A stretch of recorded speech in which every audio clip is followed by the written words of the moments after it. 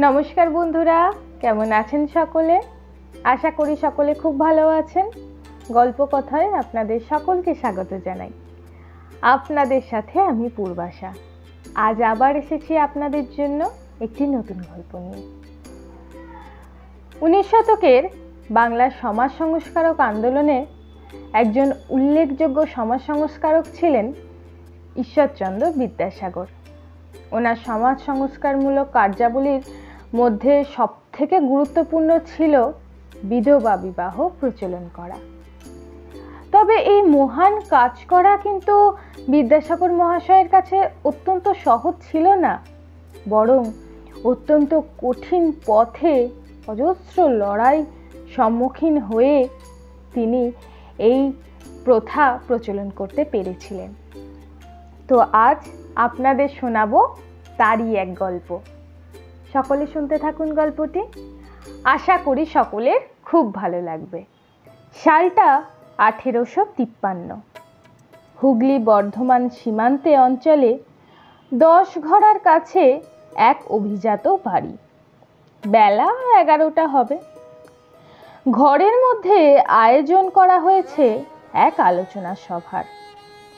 পাড়ার গণ্যমান্য ব্যক্তিরা উপস্থিত রয়েছেন, গৃহকর্তা স্বয়ং। জলখাবারের লুচি, ছোলার ডাল, নানান মিষ্টি পরিবেশিত হচ্ছে। সুখাদ্যের সুঘ্রাণে ঘর মাতোয়ারা। আহার সমাপনে হবে আলোচনা। বিষয়বস্তু একটি বিদ্যালয় প্রতিষ্ঠা, যাতে মেয়েদের জন্যেও শিক্ষার সুযোগ থাকবে। গৃহকর্তা উদার মানসিকতা সম্পন্ন, তিনি খুবই উদ্যোগী এই ব্যাপারে। কিন্তু গ্রামের মানুষেরা মেয়েদের বাইরে আসতে দিতে নারাজ। তাই আজ তিনি বিদ্যাসাগর মহাশয়কে আমন্ত্রণ জানিয়ে এনেছেন, মানুষকে বোঝানোর জন্য। চলছে তারই প্রস্তুতি। এমন সময় একটি সাদা থান পরা ছোট্ট 6 থেকে 7 বছরের মেয়ে দৌড়ে এলো ঘরে। বাবা, বাবা, মাকে বলো না, আমার খুব খিদে পেয়েছে। দাদারা লুচি খাচ্ছে, আর আমি চাইলেই মা বলছে ছি ছি, আজ একাদশী না, খাবার কথা বলতে নেই মা। কিন্তু বাবা, আমি সকাল থেকে কিচ্ছু খাইনি, একটু জল পর্যন্ত না। তুমি, মা, দাদারা কেউ একাদশী করো না, আমায় কেন করতে হবে? আমার বুঝি খিদে পায় না? সকলের সামনে লজ্জায় আর মেয়ের প্রতি মায়ায় করুণ হয়ে ওঠে জমিদার বাবুর মুখ। আস্তে করে বলেন, এখানে সভা চলছে মা, তুমি ঘরে যাও। করুণ দৃষ্টিতে সকলের পাতের দিকে তাকিয়ে বিফল মুখে ভিতরের ঘরে ঢুকে যায় এক রত্তি অভাগা মেয়েটি। আর তারপরেই রূপোর থালা বাটিতে বিদ্যাসাগর মহাশয়ের জন্য সুখাদ্য সাজিয়ে ঘরে আসে বামুন ঠাকুর। বিদ্যাসাগর বলেন, শরীরটা ঠিক নেই, আমি খাবো না কিছু, নিয়ে যাও। বামুন ঠাকুর নিয়ে যান থালা ধরে। গৃহকর্তার অনুরোধ উপরোধেও দাঁতে কাটেন না কিচ্ছু। শুরু হয় সভা। গ্রামের মানুষদের কাছে প্রথমেই তিনি তুলে ধরেন নারী শিক্ষার প্রয়োজনীয়তার কথা, সমাজে নারীদের অবদানের কথা। ইতিহাসের পাতা থেকে তুলে ধরেন পশুপালন, কৃষিকাজ সব কিছুরই সূত্রপাত নারীদের হাত ধরে। সেই অমূল্য তথ্য এক এক করে বলে চলেন ইউরোপে কিভাবে শিক্ষিত নারীরা বিপ্লবে, সমাজ গঠনে গুরুত্বপূর্ণ ভূমিকা নিয়েছে তার উদাহরণ। জোরালো আপত্তি হতে গ্রামের মানুষগুলির কাছ থেকে। ইউরোপের কথা বাদ দিন, আমাদের ধর্মে, সমাজে নারীদের বাইরে বেরোনো, শিক্ষা নেওয়া পাপ। ব্রহ্মাস্ত্র ছাড়েন বিদ্যাসাগর।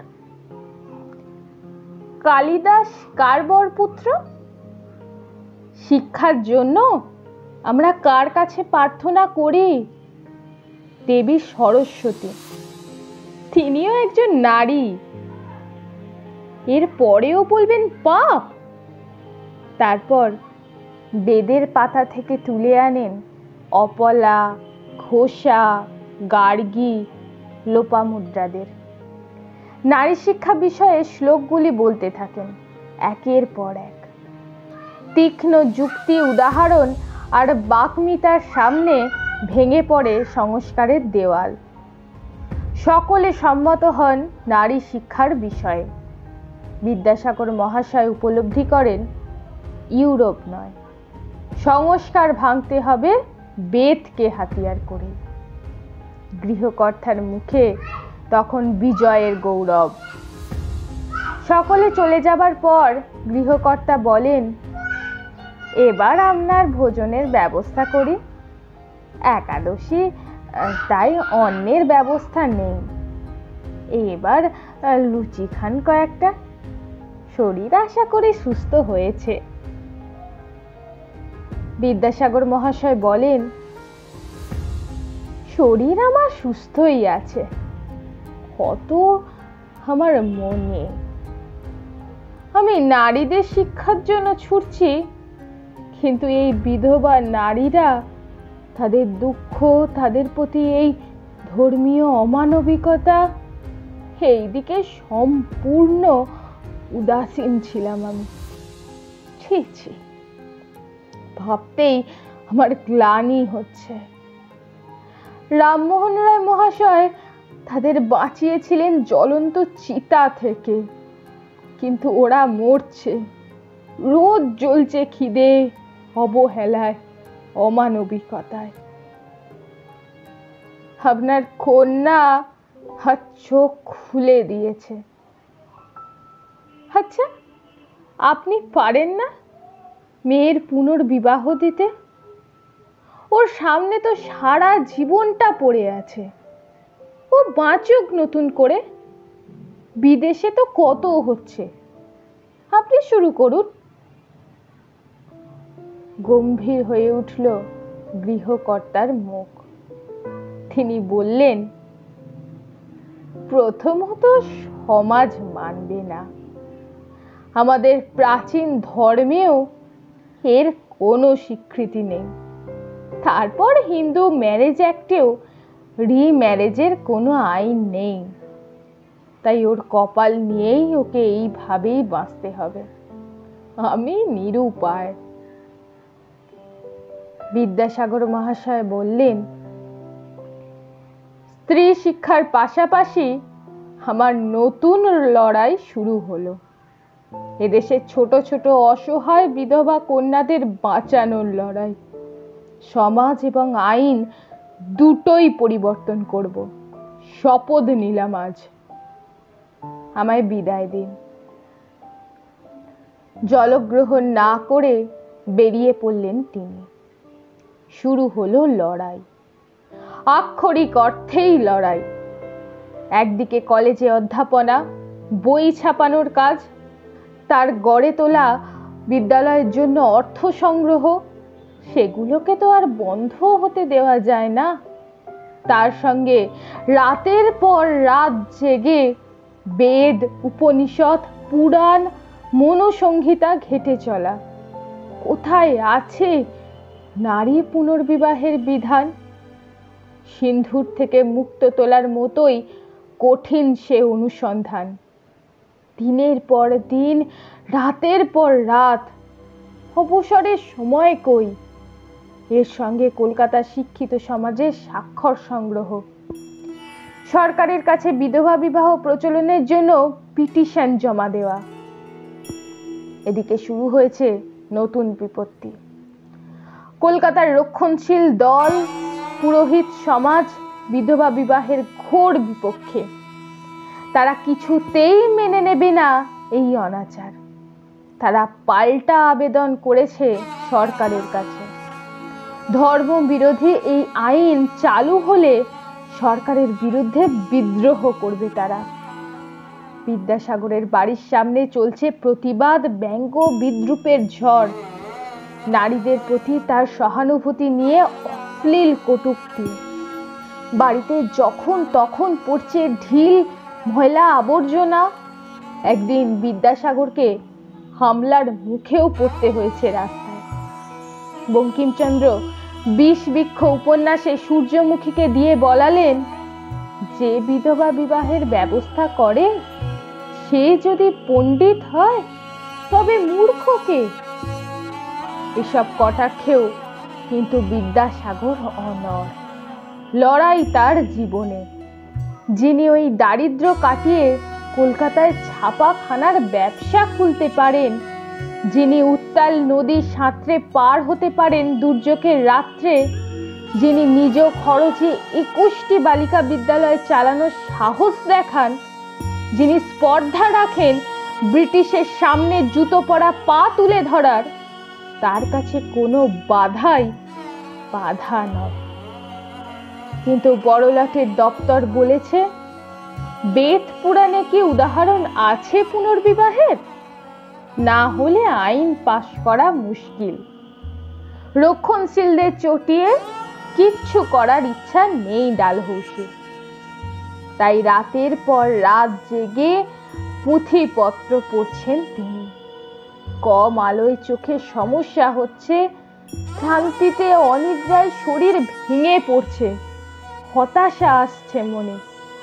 কিন্তু পরক্ষণেই চোখে ভাসছে ওই একরত্তি বিধবা মেয়েটির করুণ মুখখানি।